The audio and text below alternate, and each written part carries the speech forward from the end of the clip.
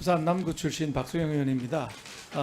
우리 부총리님, 네, 그 작은 정부, 큰 정부 논쟁이 있지 않습니까? 어느 게 네. 더 좋으냐 나쁘냐 뭐 이런 논쟁이 있는데 요새는 뭐 무의미하다는 얘기도 있지만은 우리 부총리님은 어떤 정부를 더 좋아하셨습니까?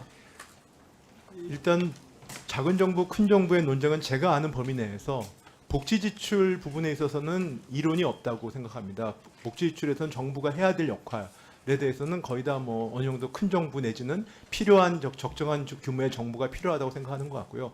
다만 이제 경제 활성화나 경제를 앞으로 어떻게 성장 잠재력을 올리느냐라는 측면에서는 좀 철학의 차이가 있을 것 같습니다. 예, 아주 정확한 답변 주셔서 감사합니다. 그 다음 슬라이드 한번 보시면은 우리 그 복지 부분만 늘어나면 다행인데 공무원 수가 너무 갑자기 많이 늘어나고 있습니다. 보시다시피 김영삼 정부나 김대중 정부 때는 90만 대에 이르던 것이 이게 이제 120만, 130만 뭐 이렇게 올라와서 엄청나게 많은 인력이 늘었고 특히 문재인 정권 때 20만 명이 그 폭증을 했습니다. 물론 여기 행안부는 맨날 그 파란색으로 되어 있는 부분, 즉 국가직과 지방직만 합쳐서 얘기하지만 그때 당시 이제 공무직 그 제도가 도입돼서 공무직도 대거 늘어났거든요. 그러니까 이 너무 많은 공무원 인력들 이걸 끌고 가는 게 과연 맞는가 하는 게 제 의문이 들고요.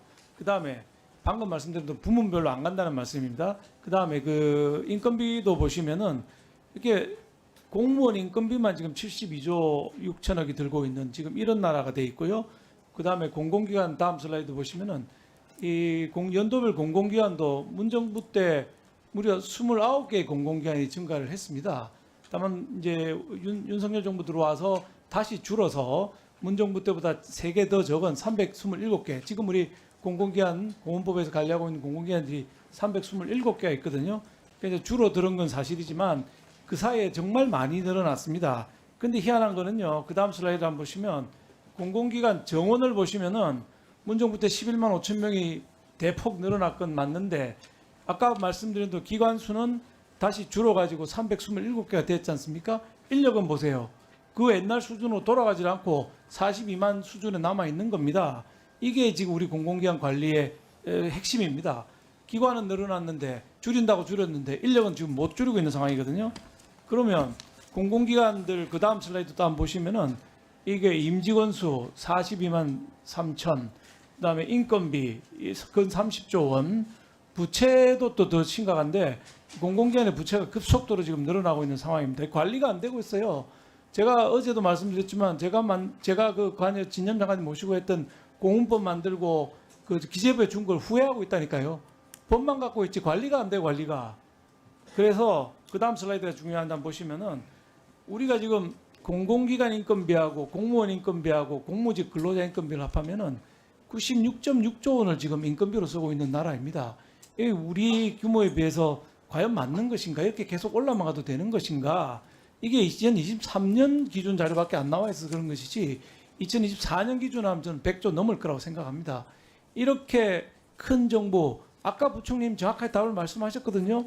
복지 지출 같은 거 늘려야 된다. 그렇지만 다른 부분 좀 줄여야 된다. 이렇게 말씀하셨지 않습니까? 근데 전반적으로 늘어나고 있어요.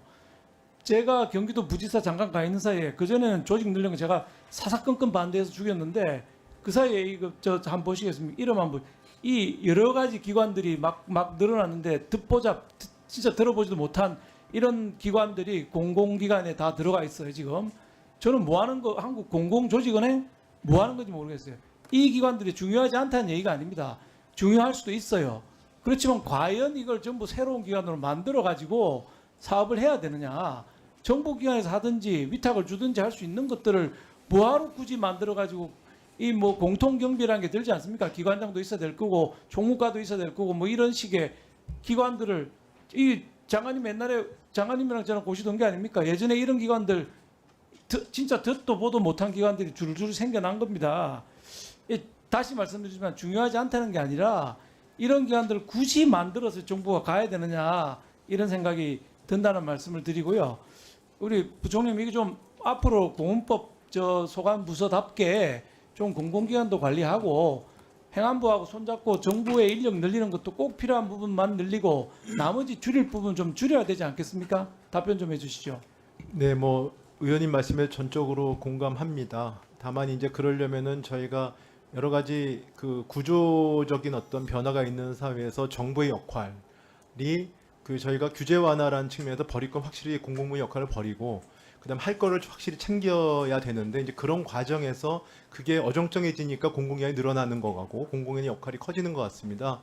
그래서 말씀 주신 것처럼 정부의 해야 될 일과 해야지 않을 일을 정확히 하면서 저희가 공공기관 개혁 부분도 같이 해나가야 된다고 생각합니다. 하여튼 그래서 유념하겠습니다. 네.